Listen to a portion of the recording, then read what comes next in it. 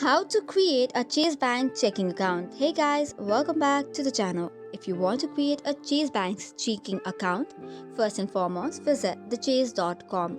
For this, you can open any of your preferred browser and type in chase.com. Once you have reached to its official website, you have to select the checking option. For this, you can either sign in if you already have an account, or if you do not, you can just tap on the checking option. Once you tap on checking option, it will provide you with the different options available currently. In order to open an account, there are two requirements. The first one is your social security number, and the second one is a driver's license or state ID.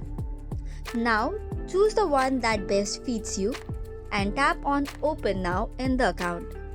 Tapping on it will give you all the prerequisites required and then a link which is online form for the application. In order to fill in the details, provide information such as personal details including name, birth date, email and address.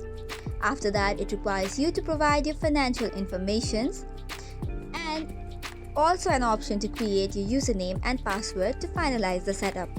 So once this is done, you should be able to fill in the details and apply for the checking bank.